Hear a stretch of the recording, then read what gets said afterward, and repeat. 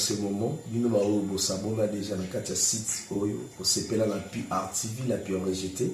Mais pour la première fois, on s'appelle qui me font un biseau côté d'un site. En tout cas, je vous en prie, qui est cliquez sur s'abonner.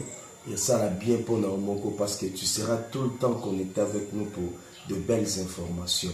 Voilà, on a qui ça monter dans les nouveaux citoyens, dans Katia Angleterre, Jonathan Elongo, les nouveaux citoyens, maman Jackie Elongo, des progrès. Les lois sont mboka to memeli bino information qui toko affaire passeport. Affaire passeport, c'est un numéro, il y a une émission na biso masolo mboka, où ko s'appelle sa maman Jackie Nzongo la métisse noire qu'on a en France et qu'on s'appelle ça Rebecca Elongo et qu'on s'appelle ça prophète Elie Elongo qui dans une mission bénédiction la 4e émission et l'élo. Vraiment faire passeport sans plus tarder. Dans le cabinet dans l'image il y a parlement. Comment l'honorable Mondo c'est vraiment éclaté.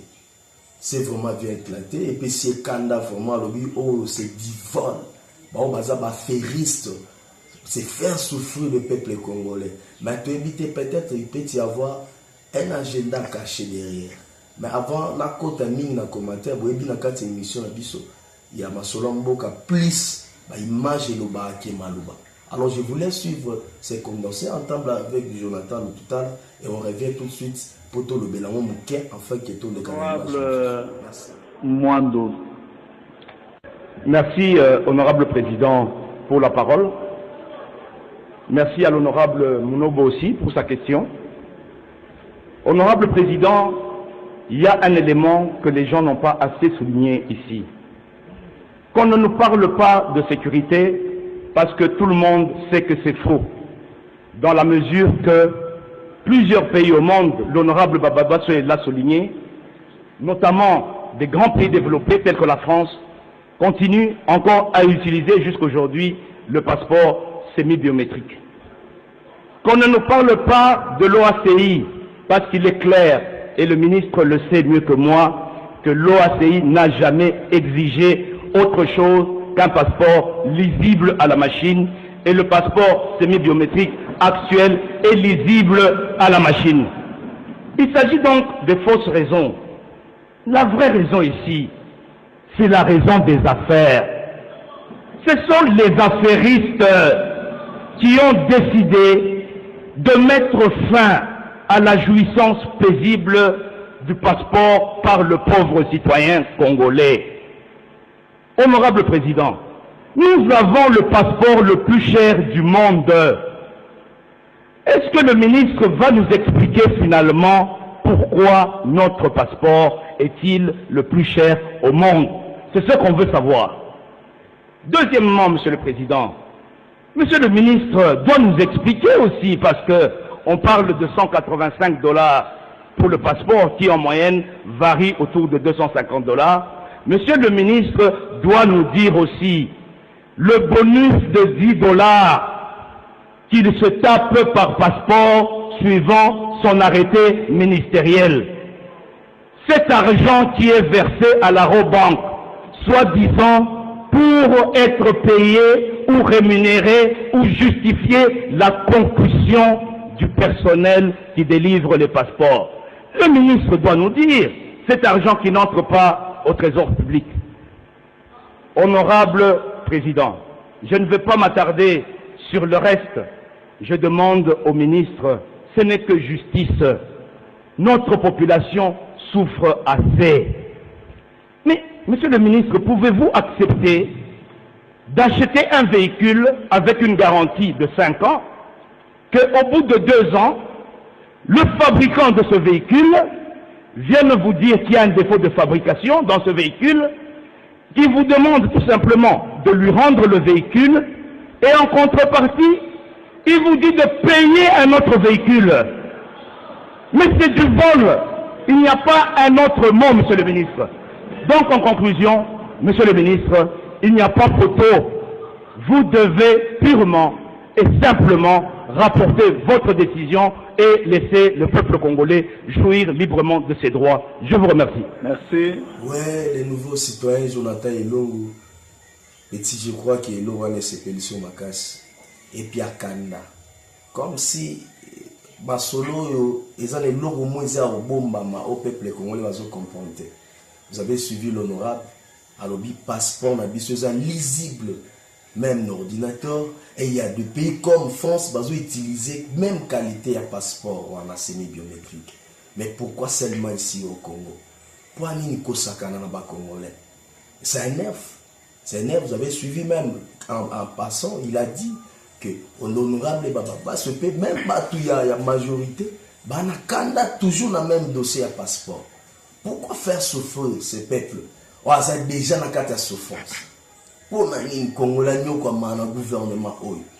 En tout cas, je crois que nous avons souligné, nous avons salué l'honorable Geneviève Yayonse, na censure, na mention de censure au APC ministre intérieur pour que l'Ongolais na place. Parce que les Congolais ont quand même besoin de respirer. Nous sommes dans notre pays.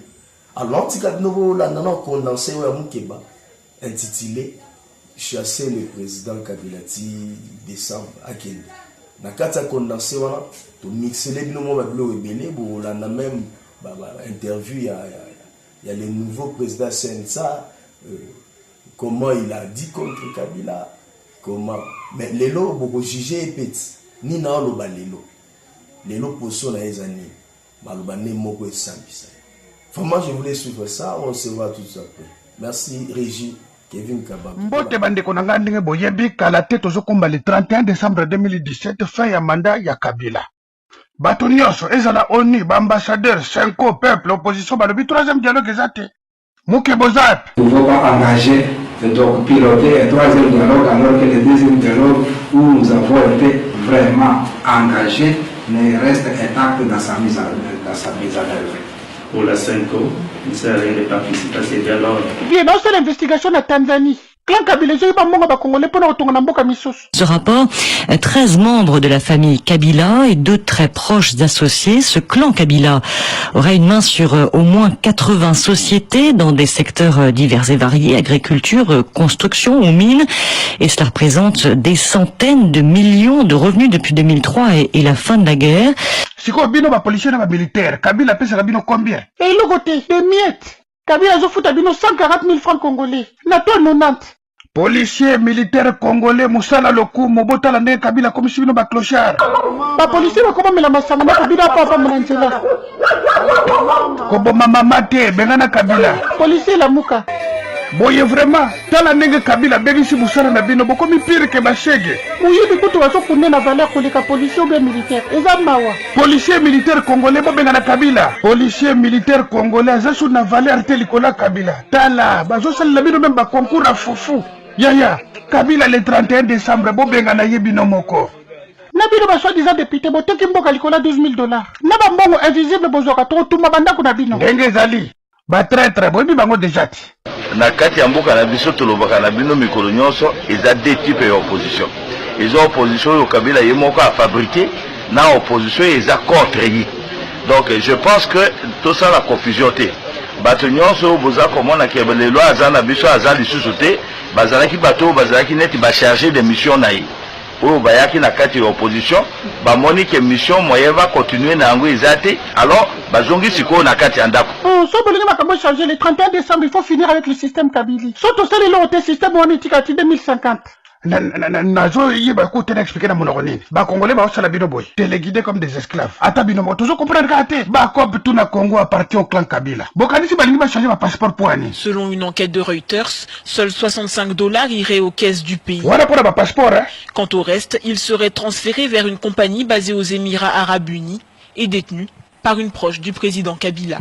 Oh, comment on a permis de conduire Péazo et Kabila? Oh, sur ma unité, voilà comme il y a Janet. Bazo, il m'a dit sur la peuple à Nengenini. Est-ce que dans ma salle sur la bella Kamba? Toyo Kate, le 31 décembre, sur salé le côté aux Alapas, si Bolin Kabila tika la libella? Non, je vois Sengeli, ma militaire, ma policier va rejoindre le peuple. Bandeko, Toyo Bil Kabino, ma policier, ma militaire, peut besoin souffrir. Bazo Kemba, moi, t'es dans le biso, t'es bango, mo, bazo, le bango vie. Bazo Kemba. Et bon, biso tozo na. Aya.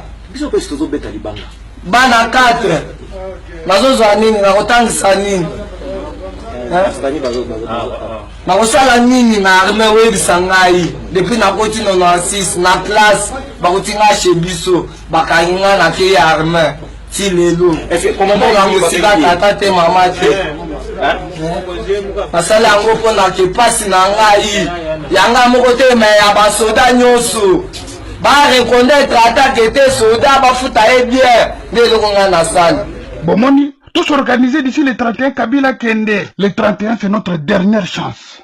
Ya solo dernière chance. Sobo begane te bino mobutu bolela. Nali ana matiki. Congolais. La patronne maman qui est longue de progrès. Au CPD je crois l'image yom tozo na katia sito. S'abonner s'il vous plaît. Et ça la biso malamu. Au senga manobo s'abonner tant ozo kota na katia sito et le kwa liboso sala s'abonner et ko sala biso kitoko makasi. Tant aux hommes, on a qu'à la liste à m'abonner la biso et ça nous donnera aussi du courage qui peut creuser ben faux pour vous satisfaire. Ici quand on se besoin la biso, vraiment tous au combat. Je vais vous laisser quand même se détendre. La carte puis TV. Moi élément moi yanze moi petit moi oyemba. Avant congolais moi là et ça là il dit toko. Je vais vous laisser suivre ça. Maman j'ai qui nous la métisse noire la na moi élément et que c'est pour sa prophète Eli Longo. Ici quand ça en Angleterre, alors tout l'année et puis tous on a pour des annoncer l'émission.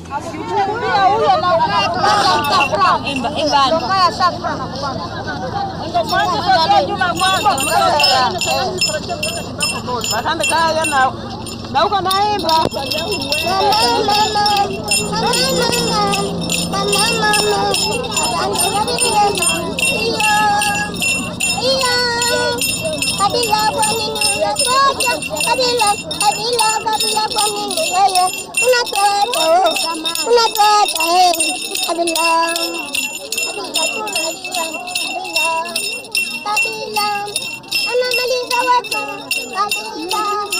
anamaliza watu Mamadu, kwa nini ulienda? Sasa ndio huyu wanatumaliza. Oh, Kongo inaisha.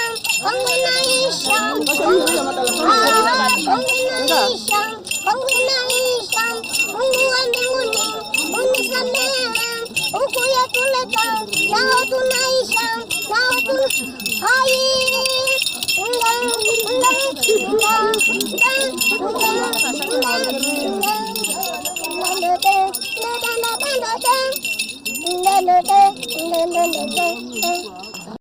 Oui, bandeko balandi ya PR TV, tokomi na suka ya numéro na biso ya masolo ya mboka, masolo ya Congo.